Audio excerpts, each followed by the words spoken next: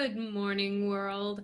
I bet you were thinking, well, no, you probably don't even care and hadn't even noticed. Let's be honest here, right? But I have had a fairly significant delay since the last time I shared a bit of bravery story with you. But it's been on my mind. I made that commitment to do 30 stories. Originally, it was over 30 days, but well, life gets in the way. But I'm still determined to share 30 stories of courage. Now, my original intention had been to make them all my stories. But this weekend, Earl and I were out hiking, and as I was watching him climb down a particularly challenging stretch of trail, I just stood there and looked at him in awe and thought, oh my gosh, the courage this man is showing to hike these crazy New England trails with me. You see, Earl has a fear of heights, and it's not uncommon when we're on top of a summit or on some type of a rocky ledge. He's always saying, come back from the edge, you're a little too close. I don't have that same fear, that same challenge with heights. So I like to now I am not a risk taker by any means, but I will give myself, 2 feet or 3 feet from the edge so that I can kind of lean over and peek down. And then I might scoot step a little bit closer to the edge. But it makes Earl very nervous, very uncomfortable. So as we were hiking this weekend, or actually it's been 3 hiking trips to accomplish what we had hoped to do in one trip. Now, I wrote a story about this or told a blog or podcast episode. I'm not quite sure where I put all of this information out there, but talking about how Earl had set an overly ambitious goal to hike what is one of the most challenging parts of the Appalachian Trail. Now, here is the Appalachian Trail Through Hiker's Companion. So the point between the two post-it notes is our hike. So we started here at Pinkham Notch, and this goes up about 2,000 feet in 2 miles. That's the equivalent of a 200-story building. And look at that angle. Oops, right there. I mean, it's kind of like putting a ladder, a really, really long ladder against a 200-story building and then climbing up it. It was that steep. There was just flat rock face in some of it, so you're just trying to keep your body very low, because if you start tumbling, you're going all the way down. There weren't all that many trees. I mean, there were some, but they were just some really sketchy places. And Earl is going up those knowing that the drop is quite significant. But the place where we were when I was watching him was right here on the map. So this is the top of North Carter Mountain. And then down here where this little black thing is, that's the Imp tent site and shelter. That was our goal for the day.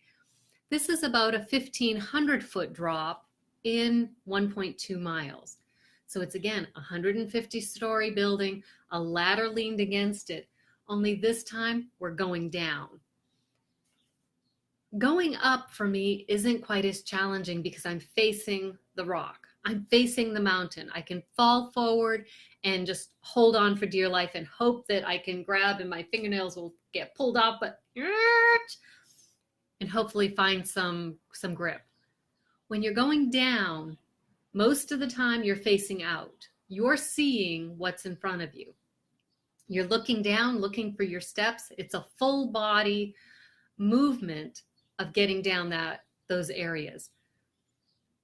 So I was watching Earl come down this area where the rocks are like this. So there's big boulders over here, big rocks, and there's this little cutout, probably water wore through the rock. And just this little angle, and he's maneuvering his body and his pack. He's got a full pack on because we were spending the night, and just slowly stepping down.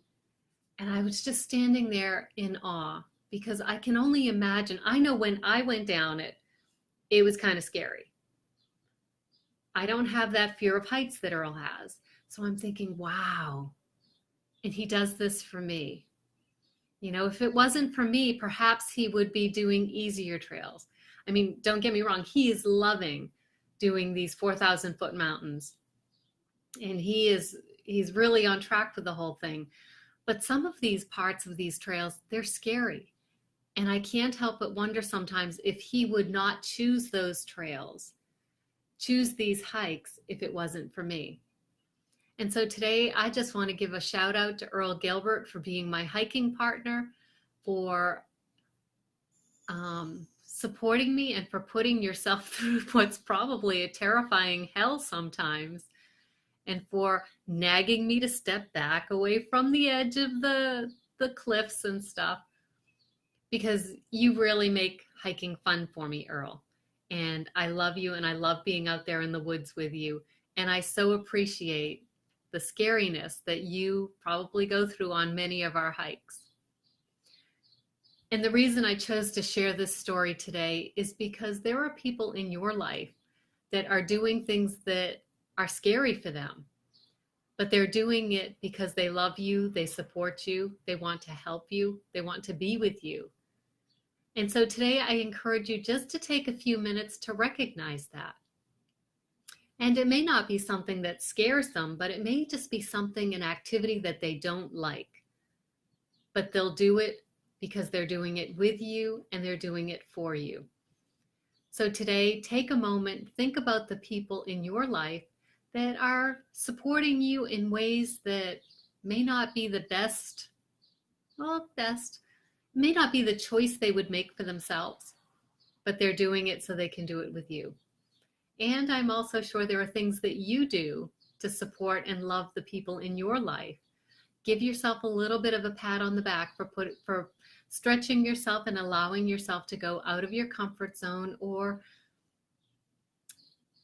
out of your comfort zone, because comfort is what's familiar, what's easy.